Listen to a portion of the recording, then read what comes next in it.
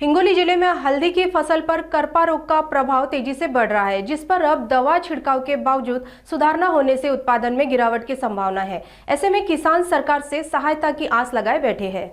हिंगोली जिले को हल्दी उगाने वाले जिले के रूप में माना जाता है, क्योंकि इससे अधिकांश किसानों ने हल्दी की खेती की ओर रुख किया है, क्योंकि उन्हें अपनी मौसमी फसल का मूल्य नहीं मिल रहा है। लेकिन इस साल जलवायु परिवर्तन के कारण हल्दी की फसल करपा रोग से प्रभावित हुई है। कई मौकों पर दवा का छिड़काव करने के बावजूद करपा रोग कम नहीं हो रहा है, जिस वजह से उत्पादन में गिरावट की संभावना सामने आ रही है। नतीजन हल्दी की खेती करने वाले किसान परेशान है। किसान कृषि विभाग से मार्गदर्शन के साथ साथ सरकार से भी मदत की उम्मीद कर रहे हैं।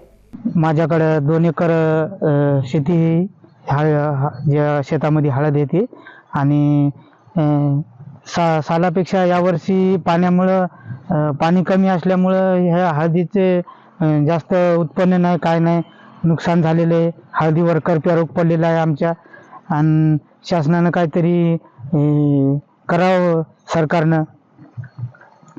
अतिशय नुकसान झालेलं आहे आणि शेतीमध्ये काय पाहिजे तेवढा भाव नाही, मालाला भाव नाही, काय नाही। हळद कोणती लावली? आता ही आमची फवारणी केलेली आम्ही आता हिला 4 फवारण्या केलेल्या आहेत। वरून करप्याचं फवारलेलं आहे, तरी पण ते जागेवर रोग आला नाही, अतिशय नुकसान झालेलं आहे। यावर्षी आमची दरवर्षी 1 एकर हळद असते, तरी यावर्षी 1 एकर आहे। पण यावर्षी जरा ते वातावरणात थोडा या धुळीचा बदल असल्यामुळं जे मागून थोडा करप्या रोग आला, तरी याला त्याच्यामुळे जास्त म्हणजे जास्त धुळी पडली आता या महिन्यात, त्याच्यामुळे जास्त करप्या रोगाचा प्रादुर्भाव झाला आहे याच्यावर। आणि 3-4 फवारण्या केल्या, आणि जे वॉटर स्लोबल खतं येतं ते 5-6 खेप सोडली वॉटर स्लोबल। पण आता हे वातावरण असं जरा धुळीचं वातावरण असल्यामुळं जरा करप्या रोग आला याच्यावर।